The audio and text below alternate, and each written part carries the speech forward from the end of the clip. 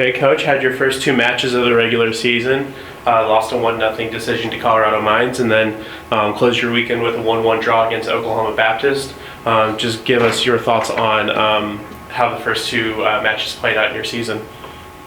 The first match is a very tough game, and obviously they're perennially winning the RMAC, and obviously they're usually in the top 10, top 25 of the national rankings. Very tough opponent, and with them I think we had a very even game, and unfortunately one mistake, and they punished up for that mistake.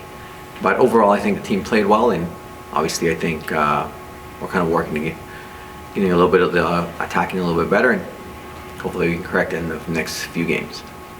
That's a good segue into my question. It's still very early in the season, but what have you seen so far through the first few matches that this team does very well, and where do you think you can see the most improvement going forward? Well, I wouldn't say anything's very well this early in the season. I think we're still kind of finding our feet. Typically it takes about 3-4 games to get everybody in sync.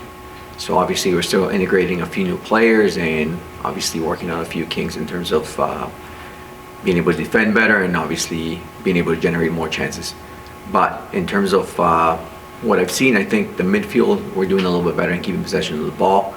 Now we just got to connect in creating a little bit more chances and hopefully finishing a few more. We had a few games and we haven't yet to have a shutout even during preseason, so obviously we're still working some things out so we can defend a little bit better.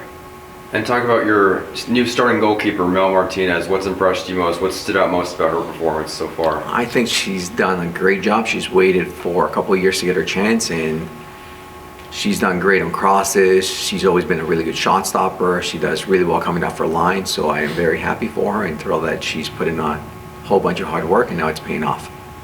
And looking ahead, you have 2 more road matches to finish non-conference play, so just what must be done to close non-conference on a high note?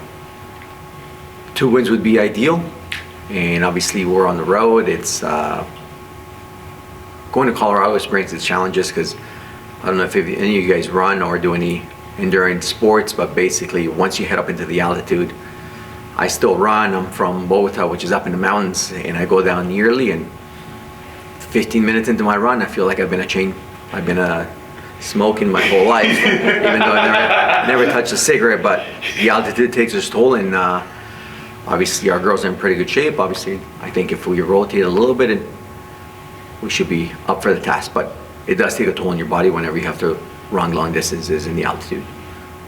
And obviously they got some pretty good programs with Metro. They're usually very tight games.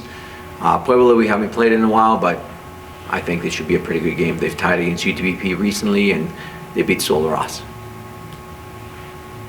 Coach, walk me through some of the offensive side of things from this weekend. Watching the matches, obviously y'all had many opportunities to be able to score, but just were only able to notch 1 goal in both your matches. What needs to be done to improve your offensive side of the ball for the future? I think if we improve our wing play a little bit, we'll be able to generate a little bit more opportunities. I think we need to work on synchronizing some of our runs so that whenever we do get chances out wide, we have more people coming into the box.